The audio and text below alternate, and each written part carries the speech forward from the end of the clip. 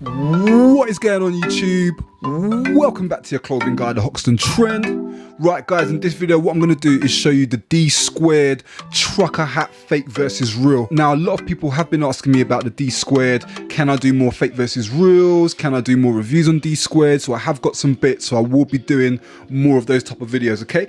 But what I want to do in this video is crack on with the fake versus real. I want to show you how you can go ahead and spot a fake D-squared cap, okay? Now I've got two caps here, one on the left, one on the right. I'll give you a little 2 seconds to ponder on it so you guys can go straight ahead and make a little decision on which one you think is the genuine and which one you think is the fake, okay?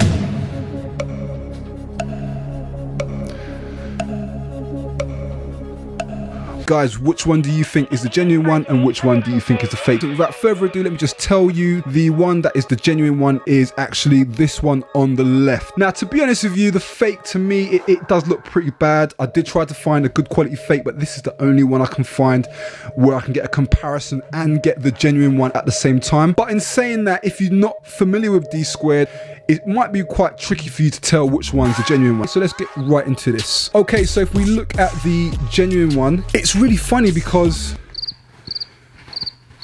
it's really weird, man, but the feel of the fake one feels... When I first felt this, I thought, oh, the material shouldn't really be saying this, but it doesn't feel too bad. It's got like a kind of smooth, kind of, I don't know, suede-y finish. Is that a word? Suede-y? I don't think suede is a word. The real one felt like a normal standard hat.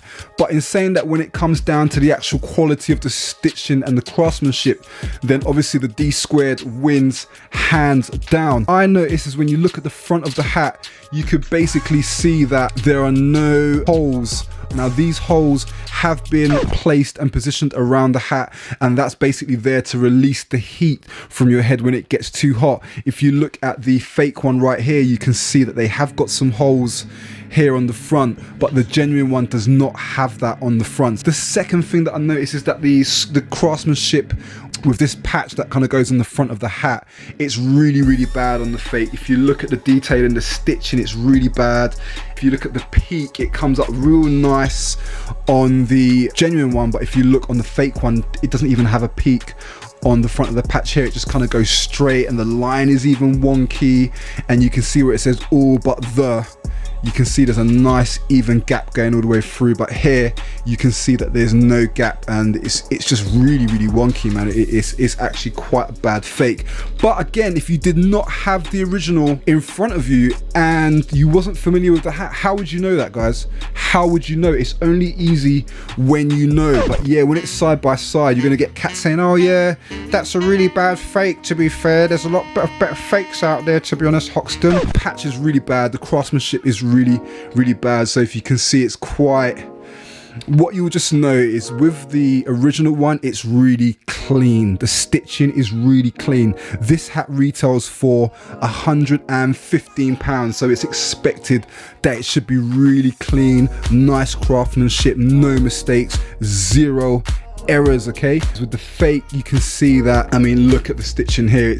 It's all over the place. You got the L there touching the yellow, and you can see in between the red and the white, you can see that the line is just easily going through, so it's not too great, and the D-squared looks all fuzzy, and the labels is going to be one of the ways that you guys are going to be able to tell real quick. So if you do see a seller, you can say, look, just show me inside the labels, okay? You can see immediately that when you look on the inside and you flip it around like that, this way around, okay? On the genuine one, the D-squared should be facing up. On the fake one, the D-squared is upside down. So that's the first thing I've noticed.